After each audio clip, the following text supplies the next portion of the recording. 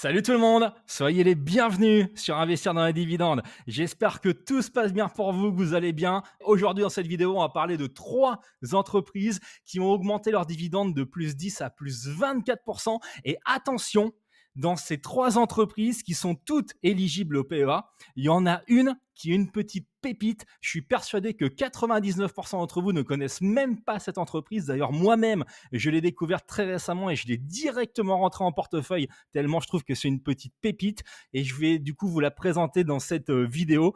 Franchement, je la trouve exceptionnelle cette action. Allez, juste avant de commencer avec la première entreprise, comme d'hab, le petit disclaimer qui va bien, sachez que je ne suis pas conseiller financier, que mon avis exprimé dans cette vidéo ne représente pas un conseil d'investissement. C'est à vous de prendre vos propres décisions et de choisir d'acheter une action ou de ne pas l'acheter. Et sachez que je suis actionnaire de 2 des 3 sociétés mentionnées dans cette vidéo. On commence tout de suite sans plus tarder, sans plus de suspense, avec la première entreprise qui est une entreprise belge qui s'appelle Econocom. Je vous ai mis son code EASIN pour pouvoir la retrouver facilement chez votre broker si jamais ça vous intéresse pour en savoir plus directement. Donc sur cette slide, vous avez le code mnémonique également. Sachez que comme c'est une action belge, elle est éligible au PEA et qu'elle a augmenté son dividende de plus 14,28%. Il y a aussi autre chose qui est très intéressant pour cette entreprise, hormis l'augmentation de son dividende, et ça fait 2 années de suite qu'elle augmente fortement, c'est les rachats d'actions. On va en reparler un peu plus tard dans cette vidéo. Sachez en plus qu'on est sur un rendement brut en ce moment d'environ 6%. Donc, c'est pour ça que ça me paraît être intéressant. Gros rendement qui en plus progresse. Bon, il y a le précompte belge, mais on va en parler aussi dans cette présentation. Alors, Econocom, pour ceux qui ne savent pas ce que c'est une ESN, une entreprise du service numérique qui fait de la location en fait de matériel informatique notamment. Ils font pas que ça, mais c'est le gros du système. Ils ont fait un chiffre d'affaires de 2 milliards 7 l'année dernière en 2022. Ils s'appuient sur 3 grands pôles qui sont le pôle équipement, le pôle financement, parce qu'ils vous louent, mais ils vous proposent des solutions de financement avec, et puis le pôle service également, qui est plus petit en termes de chiffre d'affaires, mais qui est assez rentable par rapport aux 2 autres pôles. Au niveau du groupe, il y a des satellites aussi des entreprises qui ont pu racheter des entreprises expertes et qui viennent se greffer autour de ces 3 pôles d'expertise. Vous voyez que notamment en Italie, eh bien, ils ont acheté des boîtes qui sont partenaires d'Apple, de Microsoft, qui font aussi de la cybersécurité. Bref, on va pas regarder tout ça. Si ça vous intéresse, vous faites une pause dans cette vidéo, mais c'est juste pour vous présenter rapidement, très rapidement, l'entreprise Econocom et ce qu'elle fait. Comme je vous le disais, une entreprise qui fait 2,7 milliards d'euros de chiffre d'affaires en s'appuyant sur 8 750 collaborateurs dans 16 pays. Au niveau du chiffre d'affaires par zone géographique, vous voyez que la France est prépondérante quand même si son poids a tendance à diminuer au fur et à mesure des années, puisqu'en 2020, la France représentait 56% du chiffre d'affaires. En 2022, ça a été 54%. Qu'est-ce qu'on voit? On voit que la zone Europe du Sud a progressé pas mal depuis 2020, puisqu'en 2020, c'était 17% du chiffre d'affaires, alors qu'en 2022, cette zone a représenté 21% du chiffre d'affaires d'Econocom. Donc, c'est plutôt pas mal d'arriver petit à petit à faire baisser le poids de la France grâce au développement dans des autres zones géographiques. Ça permet de diversifier le risque. Là, on voit que Econocom est très dépendant encore à l'heure actuelle de la France. Donc, si jamais à un moment donné la conjoncture économique venait à se dégrader fortement en France, il y aurait forcément des impacts chez Econocom.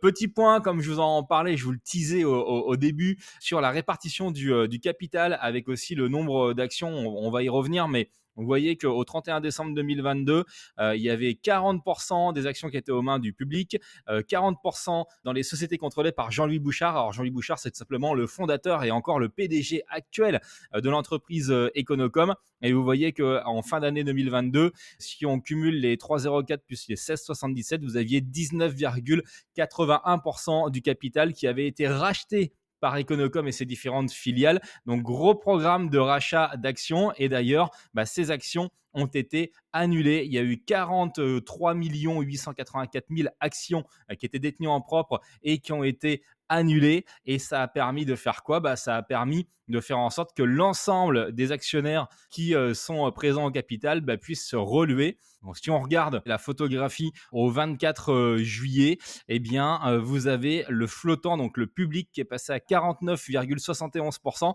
Ça veut dire que pour ceux qui étaient déjà actionnaires, et c'était mon cas, bah, en fait, du jour au lendemain, votre participation augmente mécaniquement de plus 25%, puisque vous avez eu 20% du capital qui a été annulé. Et c'est pareil aussi, bah, du coup, pour Jean-Louis Bouchard. Jean-Louis Bouchard s'est relué au capital de l'entreprise en atteignant quasiment les 50%. Alors là, je voulais revenir sur les exercices d'Econocom et la trajectoire de croissance d'Econocom depuis 2009 jusqu'en 2022, y compris avec les exercices 2023-2024 avec les projections de l'entreprise. Donc ça, c'est une slide qui est communiquée par l'entreprise à l'occasion de ses résultats annuels 2022. On peut voir que entre 2009 et 2022, le chiffre d'affaires a été multiplié par plus de 3, puisqu'on était à 759 millions d'euros en 2009 et aujourd'hui on est à 2 milliards 718 millions d'euros. Vous avez en bleu ciel le ROC, le résultat opérationnel courant, qui est sur une tendance à l'accroissement également, ce qui paraît quand même assez logique. À partir du moment où on arrive à faire croître le chiffre d'affaires et qu'on arrive à maintenir à peu près les marges, eh bien vous voyez que là on a une hausse qui est assez sympa. Alors il y a eu des très belles années jusqu'en 2007 et après 2018-2019, vous voyez que ça a calé en termes de croissance et il y a même eu de la forte décroissance en 2020. Bon, hormis l'aspect Covid, il y a aussi des ventes. La société a revendu pas mal de filiales pour pouvoir se désendetter. Est-ce que vous voyez la courbe en, allez, on va dire orange pâle, rose orange pâle, c'est la dette nette comptable. Vous voyez que la dette nette comptable, elle s'était envolée entre 2009 où c'était négatif, donc il n'y avait pas de dette, jusqu'en 2017 parce que cette croissance, elle n'a pas été faite qu'en organique, elle a été faite également à coup de beaucoup d'acquisitions et donc du coup la dette nette s'était envolée. Il y a eu une panne de croissance dans les années 2017, 2018, 2019. Le marché a vendu l'action et du coup Jean-Louis Bouchard, le PDG, qui était revenu aux commandes de l'entreprise, a dit bah en fait vous pensez que notre dette nette est trop élevée, vous pensez qu'on n'arrive pas à la supporter. Moi je vous dis qu'on peut arriver à se désendetter hyper rapidement et qu'on a des actifs qui ont de la valeur et donc il a choisi de se séparer de certains actifs qu'il a volontairement mis de côté et qu'il a vendus et ça a permis de faire passer la dette nette comptable en dessous de 0 en 2020 et là maintenant à nouveau l'entreprise commence petit à petit à s'endetter en faisant des rachats d'entreprises et également du rachat d'actions. Vous voyez aussi, bien entendu, je ne vous en ai pas parlé, mais en violet, c'est le dividende. Et vous voyez que le dividende, eh ben, c'est pareil, entre 2009 et 2022, pour le coup, on est sur une multiplication par plus de 5 du dividende, puisque en 2022, c'est 16 centimes d'euros qui ont été versés aux actionnaires. Vous voyez, sur les 3 dernières années, 2020, on était à 12 centimes, 14 pour l'exercice 2021, 16 pour l'exercice 2022. Et donc, on est sur une entreprise qui, progressivement, au fil du temps, arrive à augmenter son dividende. Alors, des fois, vous avez quelques années où ça stagne, comme l'exercice 2018, 2019 et 2020 où c'était à 12 centimes d'euros. Mais là, la croissance est repartie et c'est pour ça aussi que cette entreprise m'intéresse très fortement.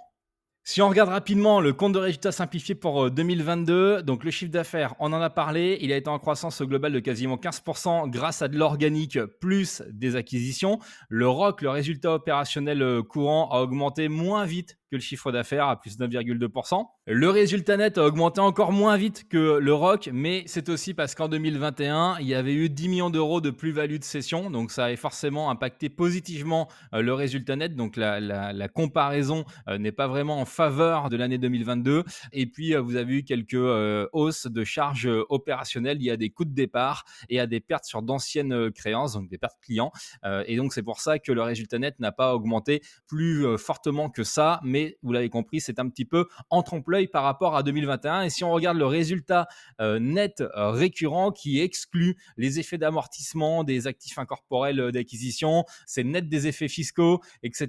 Donc, tout ce qui est un petit peu exceptionnel, on voit que là, ce résultat net récurrent a bien augmenté de plus 21% quasiment, ce qui donne un résultat net récurrent par action de 53 centimes d'euros, ce qui est bien supérieur à la guidance qui avait été donnée par le management de 50 centimes d'euros. Si on regarde rapidement la dette nette comptable, le management nous communique sur le fait qu'elle est sous contrôle. On a une dette nette comptable maîtrisée à 143 millions d'euros. C'est vrai que par rapport à l'EBITDA qui a été généré en 2022, on est à 0,9 de levier. Donc, on est quand même faible. On est sur un gearing de 31%. Donc, c'est quelque chose qui est tout à fait gérable. Il n'y a pas d'inquiétude au niveau de la dette nette comptable.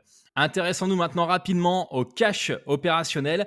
Eh bien, l'excédent de cash qui est généré par les opérations est stable entre 2021 et 2022. Voilà, il n'y a pas eu de dégradation au niveau du cash opérationnel de l'entreprise.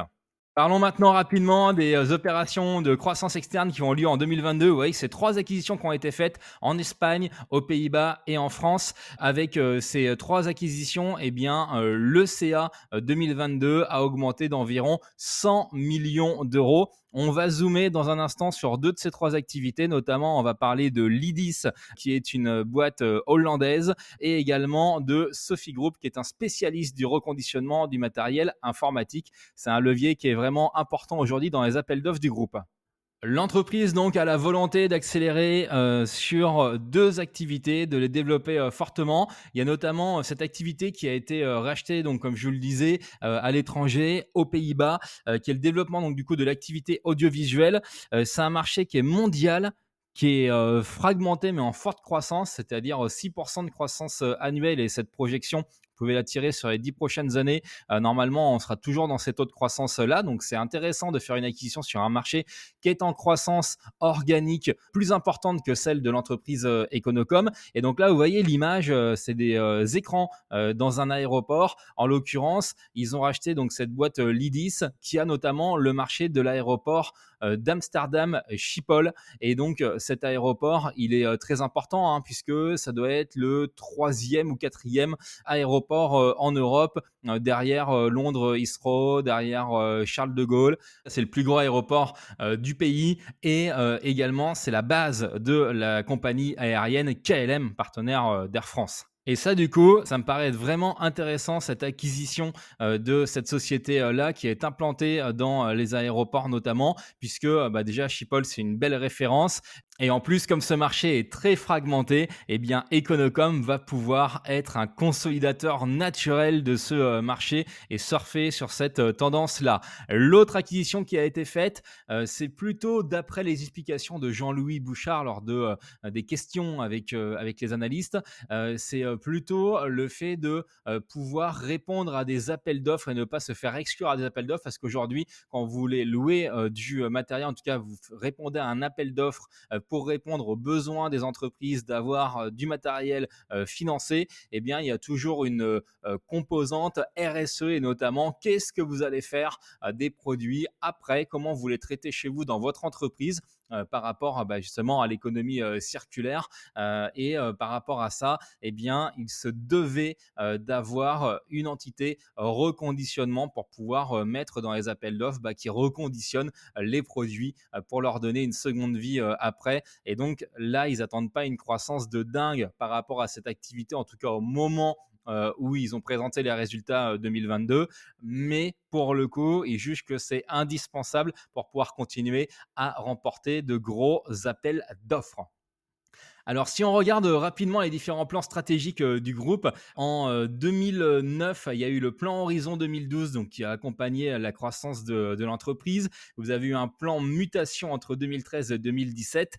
Il y a eu un plan de réduction des dépenses, le plan Excellence pour les 3 métiers du groupe, le plan Dracar entre 2018 et 2022. Et là, vous avez un nouveau plan stratégique qui est en cours d'élaboration, qui sera présenté au mois de novembre 2023 pour les années 2024-2028. Mais le management a déjà donné quelques indicateurs. Donc, ce lancement de plan stratégique se fera autour du chiffre 5, puisque ce sera sur 5 années, avec l'objectif de viser 5 milliards d'euros de chiffre d'affaires. Je vous rappelle qu'aujourd'hui, on est à moins de 2,7 milliards sur 5 métiers, avec une première étape dans 3 ans, c'est-à-dire en 2026, à 4 milliards d'euros de chiffre d'affaires. Parce que c'est vrai que quand vous lancez un plan stratégique qui est long sur 5 ans, c'est quand même hyper long. Déjà, c'est risqué de se lancer dans un plan stratégique comme ça qui fait autant d'années. D'habitude, on est sur des plans qui sont un petit peu plus courts. Mais en tout cas, c'est très bien. Et donc, du coup, il y a un point d'étape qui sera fait en 2026 pour voir si la trajectoire de croissance, elle est là ou pas. Et donc, avec cette première étape de 4 milliards d'euros de chiffre d'affaires à 3 ans. Et donc, au niveau de ce plan stratégique 2028, comme je vous le disais, l'élaboration est en cours. Les travaux, ça va jusqu'au T3 2023. Ils seront accompagnés d'un cabinet pour cette stratégie. Ils impliquent le top 50 des managers du groupe Et ce qui est intéressant, c'est en bas à droite, hein, c'est le dernier élément, logique de co-construction visant à ancrer ce plan au plus près de la réalité opérationnelle du groupe. Et ça, c'est primordial. Vous avez 3 entreprises avec des plans stratégiques qui sont décidés dans des bureaux, avec des personnes qui n'ont plus forcément la connaissance de comment ça se passe concrètement au quotidien dans tous les échelons de leur groupe, et qui pondent des plans stratégiques qui malheureusement sont pas vraiment adaptés à la réalité du terrain. Et donc c'est important de le souligner, c'est souligné ici, et c'est très important que ce soit le cas. Au niveau de la guidance 2023, on a donc la présentation du plan stratégique, comme je le disais, donc c'est novembre. Je crois que c'est le 16 novembre, si je ne m'abuse. En tout cas, c'est novembre, c'est sûr. La croissance du chiffre d'affaires est attendue en hausse donc de 5%. Alors ça, c'est organique plus acquisition, et il vise une amélioration du résultat net consolidé. Les premiers chiffres sont sortis. Vous avez les résultats d'abord, en tout cas le chiffre d'affaires du premier trimestre 2023. On a eu une croissance de plus 10,3% du chiffre d'affaires, dont 4,4% en organique. Par contre, vous allez voir qu'au niveau du premier semestre, eh bien, c'est un peu moins bon. Ça veut dire que le T2 n'a pas été très bon, hein, puisque là, on était sur plus 10%, donc en comptant les acquisitions. Là, on est sur plus 3,9% au niveau du chiffre d'affaires. Donc forcément, vous voyez que le T2 a morflé. Vous avez la marge opérationnelle qui baisse quand même assez fortement, en passant de 60 millions au S1 2022 à 44,2 millions d'euros au S1 2023. Heureusement, au niveau du résultat opérationnel, grâce à une forte diminution des autres charges opérationnelles, eh bien, le delta entre la marge opérationnelle et le résultat opérationnel est beaucoup moins important que l'année dernière. L'année dernière, vous aviez 11 millions d'euros d'écart entre les 60 millions et 48,8. Là, on est sur 6 millions d'euros d'écart, mais ça donne quand même un résultat net en baisse de 26,8%, impacté notamment par la hausse des taux d'intérêt en ce qui concerne le résultat financier. Alors du coup, je voulais faire un zoom quand même rapide au niveau de la marge opérationnelle sur le pôle service. Qu'on l'a vu tout à l'heure, le pôle service, en fait, c'est pas un gros chiffre d'affaires. Par contre, la marge, c'est importante, parce que vous voyez que la marge opérationnelle l'année dernière, au premier semestre 2022, elle représentait un tiers du total de la marge opérationnelle du groupe, puisque c'était 60 millions, là on est à 20 millions. La marge opérationnelle du pôle service a chuté de 46%, ce qui est énorme. Ce qui est intéressant, c'était de regarder pourquoi ça a chuté et qu'est-ce qu'on peut espérer pour le deuxième semestre 2023. Est-ce qu'on peut espérer une amélioration sur ce pôle qui est très important pour la marge opérationnelle du groupe? Eh bien apparemment oui. Donc pourquoi ça a baissé en 11 millions? Il y a l'impact de l'inflation sur les coûts, il y a des nouveaux contrats en phase de démarrage, donc avant que ça rapporte, ça coûte le temps de mettre les choses en place. Le taux de profitabilité a baissé à 3,9% versus 4,3% l'année dernière. Et donc au S2, il y a une amélioration attendue de la marge opérationnelle grâce à une meilleure répercussion des hausses de charges sur les contrats clients, donc augmentation de prix, très clairement, et une focalisation accrue sur l'optimisation des coûts. Donc on devrait avoir un redressement de la marge opérationnelle de ce pôle service au cours du S2 2023. Regardons rapidement, avant de s'intéresser aux dividendes, au résultat net par action sur les 3 dernières années. Donc vous avez deux choses, vous avez le résultat net par action et vous avez le résultat net récurrent par action. Donc le résultat net récurrent par action, c'est sans les exceptionnels, etc., qui viennent faire varier souvent assez fortement le résultat net. Donc c'est pour ça que c'est intéressant de regarder les deux. Si on regarde le résultat net par action, vous avez une tendance à la croissance entre 2020 et 2022, même si entre 2021 et 2022, contrairement à ce que le graphique laisse croire, on a une légère diminution. Vous voyez, c'était 0,37 euros de résultat net par action de bénéfice en 2021 versus 0,36 en 2022. Mais si on regarde donc le résultat net récurrent par action en dehors des exceptionnels, etc., des effets d'écriture, on est quand même sur quelque chose qui est très intéressant, puisqu'en 2020, on était à 31 centimes d'euros par action de résultat net récurrent, 41 centimes en 2021 et 53 centimes en 2022. Donc on est sur une trajectoire qui est assez sympathique à ce niveau-là.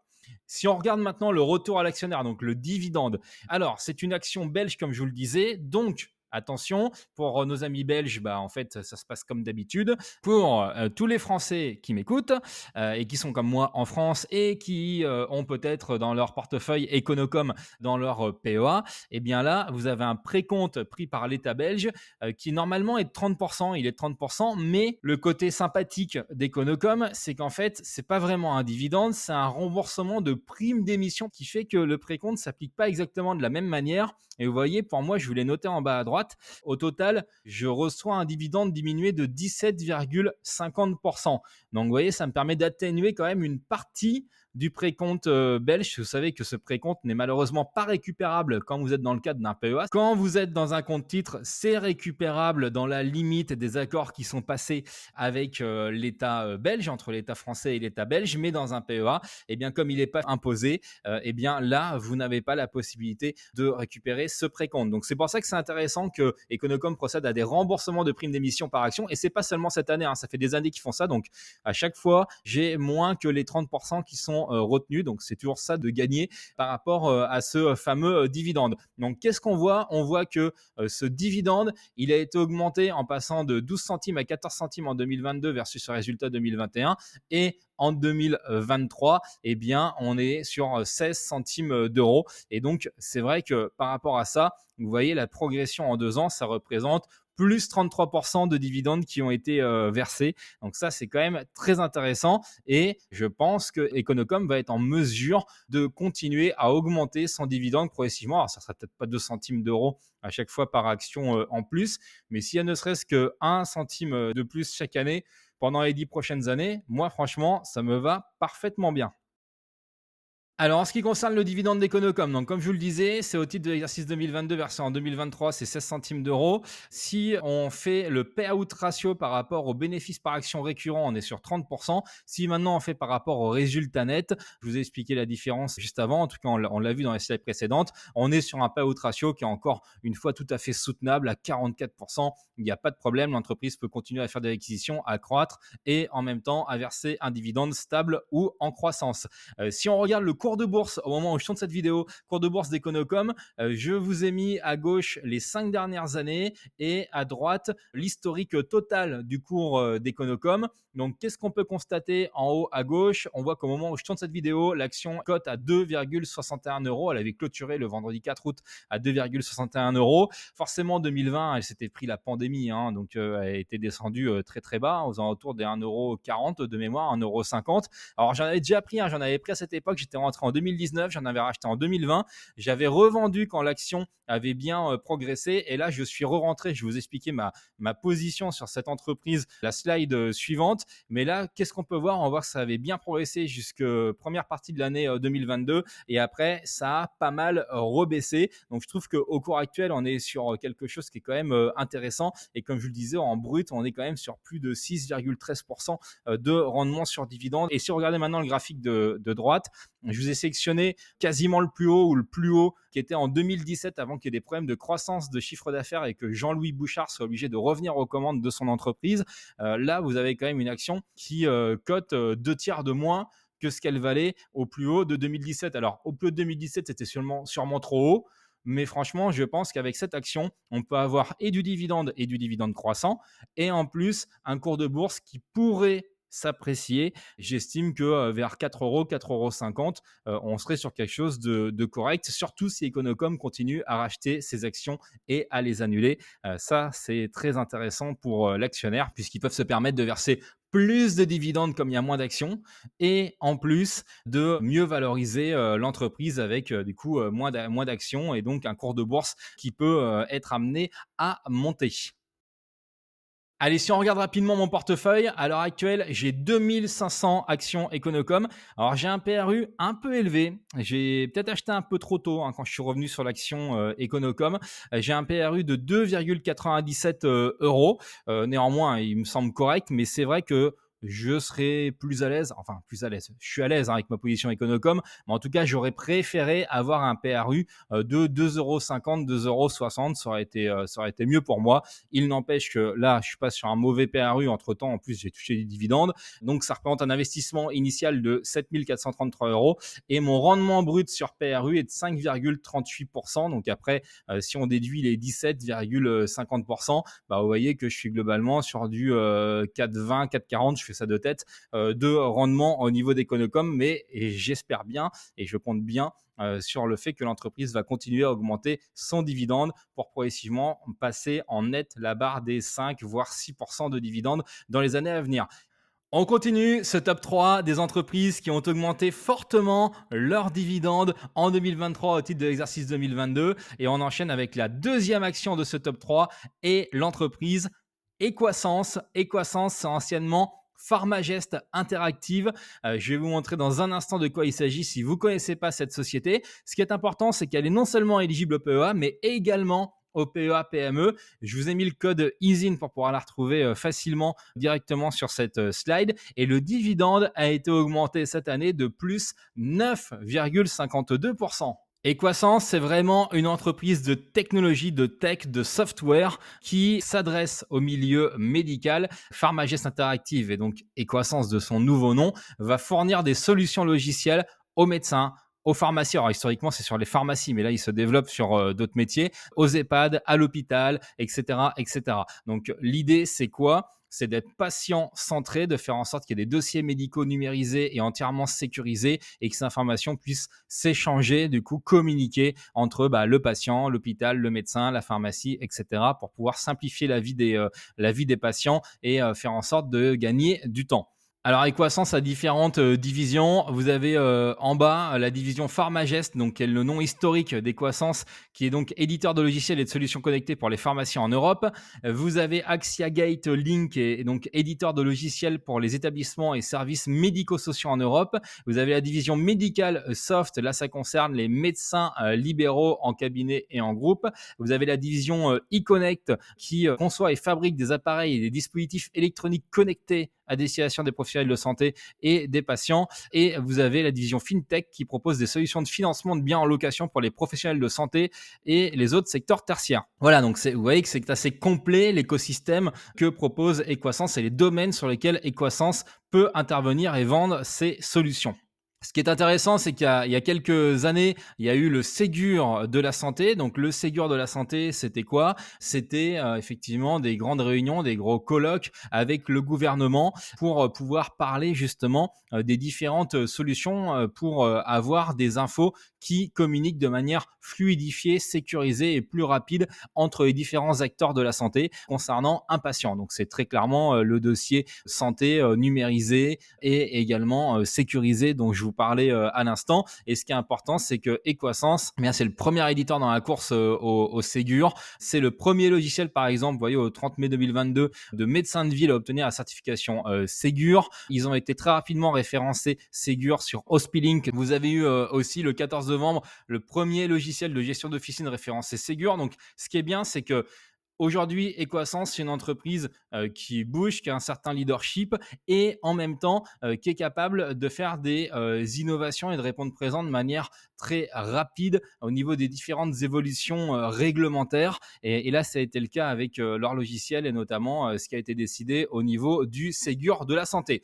Allez, maintenant qu'on a vu ce que faisait Equasens, regardons la dynamique de chiffre d'affaires. Croissance forte qui est notamment soutenue par le Ségur avec une croissance de quasiment plus 11% en 2022 versus 2021. Vous voyez qu'il y a quand même 8,82% de croissance organique. Donc ça qui est intéressant, c'est que quand vous achetez Equasens, vous achetez de la capacité à faire de la croissance organique hors acquisition, en sachant qu'en 2021, le chiffre d'affaires avait déjà bien progressé, parce que vous voyez 193 millions versus 172 en 2020. Comment ils expliquent cette croissance? Dynamisme des investissements en équipement des pharmacies, donc il y a un marché qui est porteur, le fameux déploiement des fonctionnalités Ségur dans les divisions métiers. Ils ont lancé une nouvelle version du logiciel médecin et apparemment c'est un succès. Il y a eu aussi un nouveau pays avec le démarrage de la pharmacie en Italie. Et puis, ce qui est intéressant, c'est aussi du CA récurrent qui est en croissance, qui représente 33% du chiffre d'affaires. Alors, 33%, c'est bien. Je serai encore plus rassuré quand la proportion sera inversée avec les 2 tiers du chiffre d'affaires qui est en récurrent. Mais ce qui est intéressant, c'est qu'ils le mettent en avant. Le management le met en avant. Donc, c'est un vrai sujet de préoccupation de faire en sorte d'avoir du CA récurrent qui revient année après année automatiquement avec des systèmes d'abonnement et qui soit le plus important possible dans la part du chiffre d'affaires global. Ça permet de sécuriser des années et des années de chiffre d'affaires. Donc, on voit que c'est une préoccupation de management et ça, c'est intéressant. On voit ici que la croissance elle a lieu trimestre après trimestre, que vous voyez dans le tableau en bas, une croissance de 9% sur le T1, de 11% sur le T2, de 13% sur le T3 et de 10% sur le T4, notamment sur le T4. Apparemment, c'est le Ségur qui a permis d'avoir un effet boost assez intéressant avec un chiffre d'affaires record pour un trimestre à plus de 60 millions d'euros. Alors, c'est bien qu'il y ait des effets boost ponctuels au niveau du Ségur, mais qu'est-ce qu'il en est au niveau du récurrent? eh bien, on voit que déjà en 2022, le CA Ségur, il a représenté entre 7 et 8 millions d'euros, qu'il y a quand même un petit peu de récurrent, à hauteur de 1 million, 1 million et demi si je regarde le graphe, c'est pas très précis, mais globalement, c'est ça, et qu'il y a des vagues 2 qui vont arriver, alors pas en 2023, mais en 2024, la vague 2 du Ségur. Alors ça va générer des chiffres d'affaires ponctuels et ça va également augmenter le chiffre d'affaires récurrent généré grâce à cette évolution. Au niveau des croissances, ce qu'il faut noter, c'est que la pharmacie est très, très, très prépondérante. En même temps, c'est le métier historique, mais très prépondérante, cette division Pharmagest, dans le chiffre d'affaires global du groupe. Alors, ça baisse entre 75% en 2021 et 73% en 2022. Bon, on a 2% de décalage dans un CA global qui a augmenté, mais vous voyez encore la dépendance par rapport au marché des officines, de la pharmacie est très importante, et les autres divisions, heureusement, sont en progression quand même importante, très importante, mais c'est normal, on est sur un chiffre d'affaires qui est plus petit. Donc petit à petit, la stratégie, hormis le fait de se déployer dans des nouveaux pays en Europe et de gagner des parts de marché, c'est également d'arriver à faire en sorte d'avoir une croissance très forte sur les autres solutions pour pouvoir se dérisquer d'une part de la pharmacie et deux, aller chercher encore plus de croissance avec ces différentes solutions. Donc vous avez la diversification vers les médecins et maisons de santé, et également des fonctionnalités Ségur au cœur des établissements sociaux et médico-sociaux qui ont aidé à faire de la croissance dans les différentes divisions. Si on regarde le résultat opérationnel courant, et c'est là que vous voyez que Equasens, c'est une société qui est bien gérée, qui a des positions très fortes, qui a un moat, comme on dit, des barrières à l'entrée au niveau de son business qui sont importants, c'est que le ROC, il est à hauteur de 57 millions d'euros. Et si on regarde plus important en pourcentage de chiffre d'affaires, le ROC, il représente 26,53% du CA. Donc ça, c'est vraiment intéressant. On est sur une profitabilité, une rentabilité qui est forte et qui se renforce par rapport à l'année dernière grâce à une bonne maîtrise des coûts, à une répercussion des hausses sur les contrats récurrents. Donc c'est forcément de l'augmentation tarifaire pour les clients. On voit effectivement ce ROC en pourcentage du chiffre d'affaires qui est très intéressant, ce qui donne un résultat net très sympathique puisqu'on a une croissance de plus 18% du résultat net avec plus 10% en CA, plus 12,57% au niveau du ROC et plus 18% au niveau du résultat net. Ça veut dire que la croissance supplémentaire qu'ils vont aller chercher est encore plus profitable puisque au niveau de Pharmagest, la division historique des croissances, eh bien, il y a un peu plus de hardware, donc ça marge moins. Et donc, c'est pour ça que plus les autres divisions vont avoir de la croissance et plus normalement, on va avoir un ROC qui aura tendance en pourcentage de chiffre d'affaires à progresser, à tirer du coup le ROC historique vers le haut qui était déjà quand même très élevé. En termes de résultat net par action, vous voyez qu'on progresse de plus 18,52% puisque le bénéfice net par action, le BPA, passe de 2,60 à 3,09 € par action. Au niveau du bilan, ce qui est très intéressant dans un contexte actuel inflationniste de hausse de taux très importante avec des taux qui ont explosé à la hausse, que ce soit aux États-Unis ou en Europe avec la BCE, c'est que cette entreprise n'est pas du tout endettée. Elle est même en situation de trésorerie nette qui a plus que doublé sur un an puisque la trésorerie nette est passée de 27 millions d'euros à 56,26 millions d'euros. Donc là, franchement, on est très serein, il n'y a pas de problème, il n'y a pas du tout d'endettement, donc il n'y a pas de problème de frais financiers qui vont être en hausse au niveau des croissances, aucun souci là-dessus. Donc ça permet de dormir sereinement avec un bilan qui est extrêmement safe. Si on regarde maintenant le cash flow, on peut voir que les dividendes sont tout à fait payable par l'entreprise puisque vous avez au niveau de la capacité d'autofinancement une progression de plus 17% en passant de 53 millions à 62,05 millions d'euros et les dividendes ont représenté 16,45 millions d'euros. Donc vous voyez, le dividende est tout à fait soutenable, il est même augmentable, il n'y a pas de problème tant qu'on arrive à générer ce flux de trésorerie, il n'y a aucun souci là-dessus. Le management communique sur le potentiel de croissance intact du groupe. Vous voyez, là, vous avez la capacité d'autofinancement qui est en progression sur les 3 dernières années. Le gearing, donc, qui est négatif, puisque la trésorerie nette a explosé, a doublé par rapport à l'année dernière. Et vous avez un ROE, donc un Return on Equity, qui est très important et qui est en progression avec 25,37%. Ça, c'est des chiffres qui sont magnifiques. Et encore une fois, on peut être sûr que pas de problème. Demain, les taux d'intérêt ils pourront encore doubler, que ça ferait ferait ni chaud ni froid à Equasens. Il n'y a aucun souci là-dessus. Enfin, si, ça impacterait sûrement ses clients. Donc, au bout d'un moment, il y aurait des effets. Mais ce que je veux dire, c'est qu'au niveau de son propre bilan, il n'y a aucun problème. Et puis, encore une fois, pour les actionnaires, quand vous avez un return on equity qui est de 25%, ça, c'est quand même assez sympathique. Si on regarde, vous voyez, comme je vous le disais tout à l'heure, rapidement, les divisions, Pharmagest qui représente 73% et la deuxième division du groupe, c'est Axigate Link. Et surtout, vous voyez, quand vous additionnez au niveau de la France représente 90% globalement du chiffre d'affaires de Pharmagest, pour Axigate Link 90% également, et pour la division eConnect c'est à peu près 80%. Donc vous voyez effectivement la nécessité de pouvoir accélérer le déploiement des solutions à l'international pour pouvoir se dérisquer par rapport au marché français. Si on regarde rapidement ce que ça donne au niveau de 2023, il y a eu un très bon chiffre d'affaires qui a été publié au T1 2023 à plus 14%. Par contre, au niveau du S1, ça a été un peu moins bon et d'ailleurs, ça s'est ressenti sur le cours de bourse, on va le voir dans un instant, puisqu'au niveau du S1, après une croissance du T1 à 14%, on est à seulement, entre guillemets, plus 9% au S1, donc ça veut dire que le T2 a été moins bon. Ils expliquent ça par un effet de base très positif sur le T1 et que c'était moins positif au niveau du T2 et que c'est pour ça qu'on n'est pas sur la même croissance. Donc, par rapport à ça, le management nous dit pas d'inquiétude. Il n'empêche qu'au niveau du marché, ça a quand même généré une baisse du cours de l'action qui est non négligeable. Ce qu'il faut savoir, c'est que ça, c'était le chiffre d'affaires et qu'on verra les résultats. Je vous ai mis en bas, publication résultats premier semestre 2023, le 29 septembre en après-bourse. Donc, les résultats seront publiés fin septembre. Donc, ce sera intéressant de regarder quelle est la progression du bénéfice par action et également du résultat opérationnel courant. Avant de regarder le cours de bourse, parlons dividende. Si on regarde au niveau des 10 dernières années, on voit que le dividende est en progression constante, puisqu'en 2013, il était à 50 centimes d'euros et là, il a plus que doublé par rapport à 2013, puisqu'il y a eu 1,15 euros qui ont été versés en 2023 au titre de 2022, en progression donc de plus 9,52%. Donc, c'est ça qui est intéressant au niveau des croissances, c'est cette capacité déjà à générer une marge bénéficiaire très importante, à avoir une sorte de mode de protéger ses parts de marché grâce à son excellence au niveau des logiciels et puis le coût que ça représente quand vous voulez changer de logiciel. Vous êtes une pharmacie, une officine et si vous voulez changer, basculer de logiciel, franchement, c'est chiant. Il faut reformer tous les salariés, il faut être sûr que ça fonctionne bien avec vos logiciels de facture, machin, etc.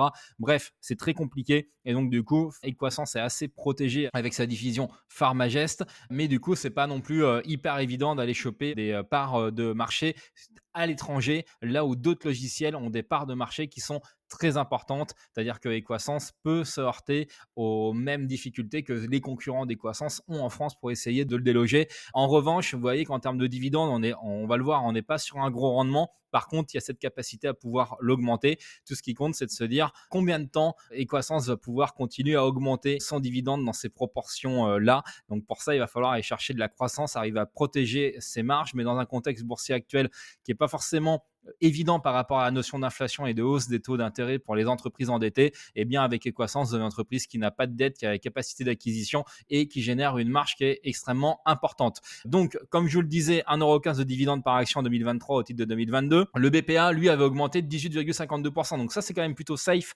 C'est-à-dire que le management aurait pu augmenter plus que ça le dividende, mais ils choisissent de l'augmenter 2 fois moins que le BPA.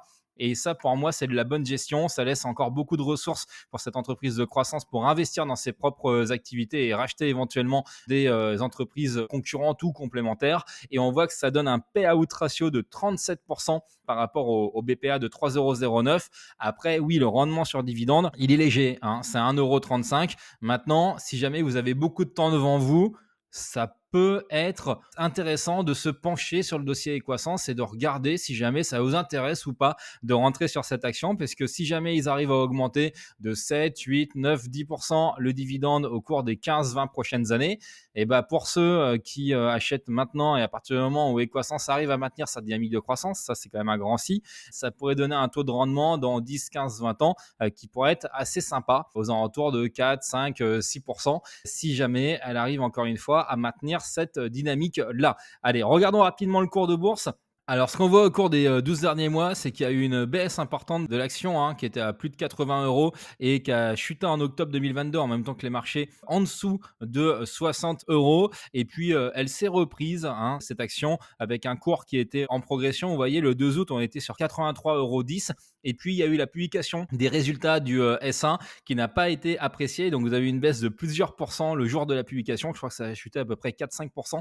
Ce qui fait qu'au moment où je tourne cette vidéo, on est donc sur un cours de clôture de 77,70 € au niveau des croissances, en sachant que le plus bas, c'était 57,80 € en clôture, hein, sur les 12 derniers mois. Et on est sur un plus haut de 85,80 € qui a eu lieu cette année. Donc, voilà, on est sur une entreprise qui est pas donnée non plus, parce que on est sur un price earning ratio aux alentours de 20 à 24 fois. On n'est pas sur les actions à dividendes habituelles que je vous présente. On est vraiment sur une action qui génère de la croissance, et là, on mise sur le futur avec une appréciation possible du cours de bourse si elle arrive à maintenir sa trajectoire de croissance, et un dividende qui va pouvoir croître au fur et à mesure et qui sera peut-être sympathique dans 10 ou 15 ans. Mais encore une fois, ça fait beaucoup de points d'interrogation. Moi, au niveau des croissances, j'aimerais bien initier une petite ligne si jamais elle retutoie les 60 euros, si elle repasse aux alentours des 58-59 euros et que j'ai les liquidités, eh bien, je pense que j'achèterai du Equasens pour pouvoir bénéficier de cette action qui n'est pas endettée, qui a de la trésorerie nette, qui croît et qui augmente son dividende au fur et à mesure. On arrive maintenant dans la dernière action de ce top 3 des actions qui ont augmenté très fortement leur dividende en 2023 au titre de 2022, avec l'action de ce top 3 qui a le plus augmenté son dividende. Elle a augmenté son dividende de plus 25%. Il s'agit de l'entreprise Clinica Baviera, qui est une entreprise espagnole. Je vous ai mis le code EASIN sur l'écran pour pouvoir la repérer facilement. Bien entendu, comme elle est cotée en Espagne, elle est éligible au PEA, il n'y a pas de souci là-dessus. Et donc, comme je vous le disais, augmentation de dividende plus 25%, et ça donne un rendement net de 5%, même quand on décompte le précompte espagnol sur les dividendes. On va en reparler un peu plus loin dans cette vidéo. Alors, est-ce que vous connaissiez cette action? À mon avis, il n'y en a pas beaucoup qui la connaissaient. Dites-moi en commentaire, hein, si vous la connaissiez, ce que vous en pensez, ou si jamais vous venez de la découvrir. Ça se passe directement sur la vidéo et moi, je vous réponds. Allez, il est temps que je vous présente un peu plus en détail cette entreprise, donc qui possède des cliniques qui font des opérations des yeux, tout simplement. Cette entreprise est basée en Espagne. Vous voyez, c'est l'implantation historique. Donc ça, c'était à fin d'année 2022, début 2023. 67 cliniques en Espagne, 26 en Allemagne, qui est le deuxième pays du groupe, et 7 en Italie, qui est un pays qui le développe. Donc, vous avez 100 cliniques dans l'Union européenne. Si on regarde les résultats, ce qui est très intéressant, c'est que les revenus sont en croissance importante. Vous voyez, plus 15% en 2022 par rapport à 2021. Vous avez un EBITDA qui est très important et qui est en progression de plus 6%, et un net income, donc un résultat net qui progresse de 8% à 30 millions d'euros. C'est une très belle boîte qui fait de la croissance, qui est rentable et qui verse un bon gros dividende. Donc ça, c'est plutôt sympathique. Je vous ai mis juste le poids des différents pays. Alors, vous l'avez compris, hein, forcément, avec la répartition géographique des cliniques, que l'Espagne est le pays numéro 1 en chiffre d'affaires, que l'Allemagne est le pays numéro 2 et l'Italie numéro 3. En revanche, ce qui est intéressant, c'est de regarder l'EBITDA. Et ben, vous voyez que l'EBITDA a progressé de 13% en Espagne, quand les revenus ont progressé de 20%. Vous avez en Allemagne une progression de chiffre d'affaires de 2%, mais une baisse de 12% de l'EBITDA. Donc, vous avez l'année dernière un petit pépin avec de la croissance de CA, mais de la baisse d'EBITDA. Et en Italie, eh bien, l'EBITDA suit parfaitement bien la croissance du chiffre d'affaires, à savoir plus 14% l'année dernière. Bien sûr, hein, cette croissance, elle s'accompagne aussi naturellement d'une croissance du personnel, hein, pour pouvoir assumer ces différentes opérations. Avec plus 9% de croissance de personnel, il y a 1347 personnes dans le groupe Clinica Baviera, avec naturellement quasiment les 3/4 des salariés qui sont en Espagne, suivi à 22% de l'Allemagne et 5% de l'Italie. Ce qui est très intéressant au niveau de Clinica Baviera, c'est qu'en plus, cette croissance, elle se fait sans faire exploser la dette, puisque la boîte est en situation de cash net positif puisque vous voyez en financial depth, donc c'est à gauche sur la slide, on est sur 4,5 millions d'euros et le cash est équivalent, on est à 40 millions d'euros. Ça veut dire que quand vous faites cash est équivalent moins la dette financière, vous êtes sur une situation net cash positive de 36 millions d'euros en progression de plus 14 millions d'euros par rapport à l'année dernière. Donc, on est sur une boîte qui n'est pas du tout endettée. On est sur une boîte qui, de mon avis, est quand même particulièrement saine, en tout cas dans ce que je vois dans les différents résultats financiers. Regardons rapidement au niveau des résultats 2022, l'EBITDA par pays, donc c'est en bas à droite sur le graphe. Eh bien, vous voyez que l'Espagne c'est 72%, l'Allemagne c'est 23% et 5% au niveau de l'Italie. Donc, je tenais à vous montrer ça pour que vous puissiez avoir une idée un peu plus précise de ce qui se passe au niveau de l'EBITDA et de la répartition par pays.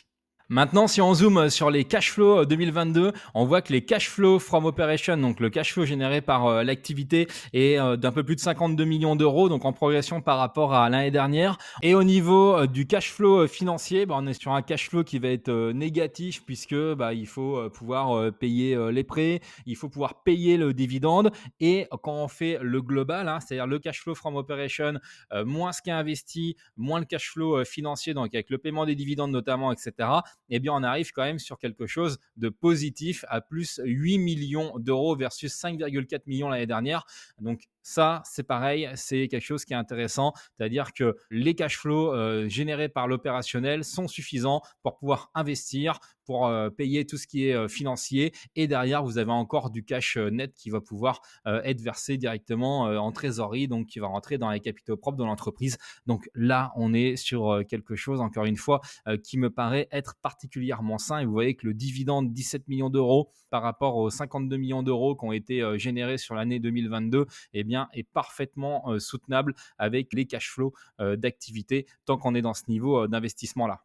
Allez, je vous ai mis le chiffre d'affaires du T1 2023 juste avant de regarder le S1. Alors, j'ai pas réussi à les trouver en anglais, donc je les ai mis en espagnol, mais c'est pas grave, on arrive à comprendre. Vous voyez que l'activité a progressé de plus 13% avec un chiffre d'affaires à quasiment 60 millions d'euros. L'EBITDA a progressé moins fortement à 6% et 5% pour le résultat net. Maintenant, ce qui est intéressant, c'est que vous allez voir qu'au niveau du S1, on arrive à avoir un résultat net qui progresse plus fortement qu'au premier trimestre. Mais juste avant, je voulais refaire un point rapide sur le bilan. Eh bien, on voit que la position financière nette, elle a encore augmenté par rapport donc au 31 décembre 2022, on était à 36 millions d'euros, et bien là 47 millions d'euros à la fin du premier trimestre 2023. Maintenant, si on regarde les résultats du premier semestre 2023, on est donc toujours comme au T1 sur une progression des revenus, donc du chiffre d'affaires de 13%. Par contre, l'EBITDA s'est amélioré, donc il y a eu un T2 qui a été très bon avec 10% de progression de l'EBITDA versus 6% au premier trimestre.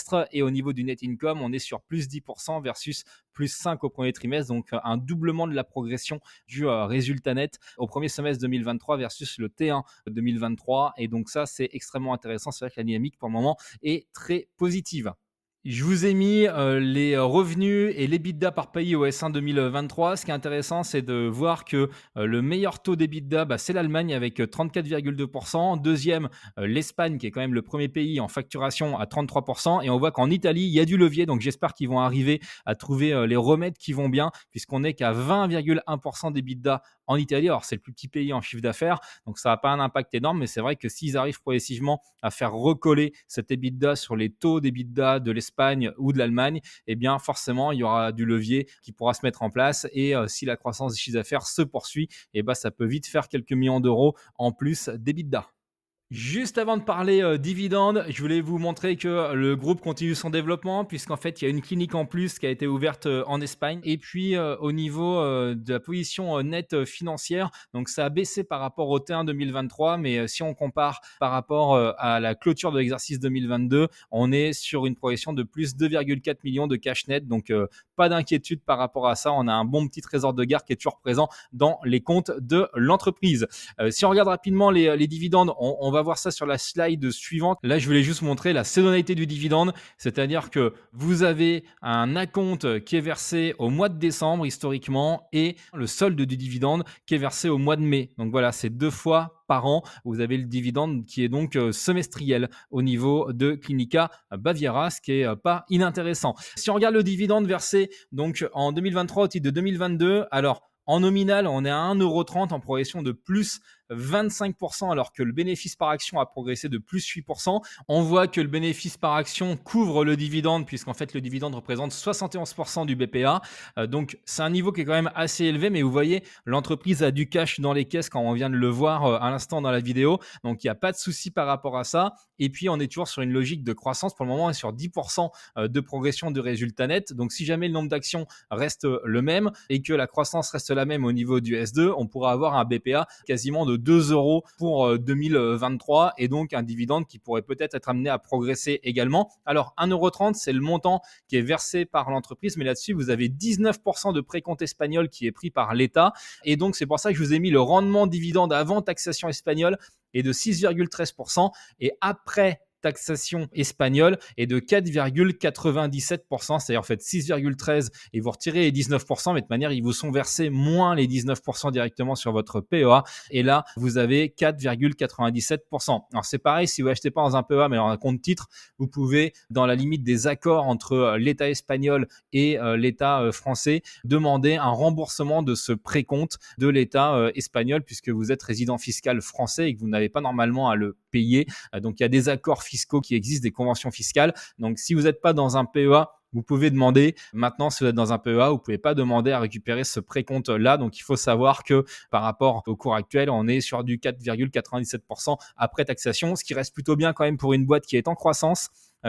Qui arrive à se développer, qui est en situation de cash net positive et qui verse en plus 5% de dividendes. Franchement, moi, j'aime bien ce petit dossier espagnol. Alors, il faut savoir quand même qu'au niveau des propriétaires, je tenais quand même à vous le signaler, puisque on sait très bien que dans la guéguerre, entre guillemets, économique, États-Unis, Chine, il peut y avoir des fois des impacts. Vous savez ce qui se passe en Europe avec les semi-conducteurs, etc. Bref, donc tout ça pour vous dire que c'est un actionnaire depuis quelques années, un actionnaire chinois qui contrôle l'entreprise, qui a, vous voyez, 79,83% du capital. Donc, c'est Chen Bang. On va regarder juste après. Vous allez voir, c'est un groupe qui est coté en fait en bourse, qui a ces actions-là. Donc, c'est un groupe médical, Higher Eye Hospital, qui est donc l'actionnaire majoritaire de Baviera Group. Alors, cette boîte-là, moi, je la connaissais pas avant. C'est une entreprise qui est cotée en bourse, donc sur le marché chinois et qui, du coup, a 32 000 employés dans le monde entier. Et je vais vous montrer la répartition géographique. Vous avez 665 établissements de santé qui sont possédés par ce groupe en Chine et après 94 cliniques donc au niveau de l'Europe. Donc ça, c'est le groupe Baviera. Donc maintenant, ils sont à 101. Leur site n'est pas à jour. Vous avez 13 établissements de santé en Asie du Sud-Est et vous avez des établissements à Hong Kong et également un établissement aux États-Unis. Donc c'est un groupe d'ordre mondial qui est actionnaire à 80% de Clinica Baviera. Donc peut-être à un moment donné, si jamais le groupe se porte bien, peut-être à terme une OPA sur 100% du capital de Clinica Baviera. Pourquoi pas envisager ça? Si on regarde le cours de bourse de Clinica Baviera, je vous ai mis à gauche les 12 derniers mois et à droite le maximum depuis la cotation de Clinica Baviera. En tout cas, c'est l'historique max auquel j'arrive à avoir accès sur Google. Donc, si on regarde déjà à gauche au niveau des 12 derniers mois, on voit qu'il y a eu un plus bas en octobre 2022 avec 16 € qui ont été touchés, en sachant que ça partait plutôt de 22 €. Et là, on voit qu'après avoir végété entre 16 et 18, 19 € et avoir rebaissé au mois de juin 2023, on voit que l'action est repartie fortement à la hausse puisqu'on avait touché les 17,30 € au 19 juin 2023 et que là, sur le cours de clôture du 4 août, on est à 21,20 €. Moi, j'ai profité justement du mois de juin pour pouvoir rentrer sur cette action en plusieurs fois, mais j'ai fait les achats rapprochés en plusieurs jours, ce qui fait que j'ai acheté sur les plus bas des 4-5 derniers mois et que là, l'action a commencé à bien bien monté. Si on regarde l'historique de l'action, bah, vous voyez qu'elle a touché des plus bas en avril 2013 autour de 3,80 €. Après, elle s'est progressivement reprise. Il y a eu un moment donné, je pense que quand on voit le gap là juste avant 2019 assez important, c'est sûrement à ce moment-là qu'a eu lieu le rachat et l'OPA donc par le groupe chinois dont je viens de vous parler. Et là, on a quand même une tendance à nouveau haussière qui s'est inscrite sur ce titre-là. Donc, où j'en suis au niveau de ma position, j'ai 100 actions Clinica Baviera que j'ai acheté à un prix de revient unitaire moyen de 17,87 €. Ça représente un investissement initial de 1 787 € et mon rendement net, donc après le précompte espagnol sur PRU, est de 5,89% grâce à ce PRU qui est plus bas que le cours actuel. Mon objectif, c'est de la diversification. Donc, je vais pas mettre trop dessus non plus parce qu'il y a toujours une part de risque qui est un peu plus importante quand c'est pas votre pays à vous et que vous connaissez pas complètement. Eh bien, mon objectif, c'est d'arriver à monter aux alentours des 200-250 actions en fonction des différentes opportunités d'investissement. Donc, si ça retourne aux alentours des 17, 17,50, 16 €, eh bien là, si j'ai le cash nécessaire à ce moment-là, je me renforcerai pour atteindre environ 200-250 actions. Ça devrait être normalement ma position de long terme sur cette très belle boîte Clinica Baviera. Je vous remercie beaucoup d'avoir regardé cette vidéo jusqu'au bout. Je vous demande, comme d'hab, s'il vous plaît, un maximum de likes pour soutenir la chaîne, pour soutenir mon travail. Et puis, on continue à discuter ensemble de cette vidéo avec vos commentaires. J'y réponds. Posez-moi vos questions. Parlez-moi d'actions à dividendes qui pourraient peut-être être intéressantes. Et on regarde tout ça ensemble. Allez, merci encore et à très vite. Ciao!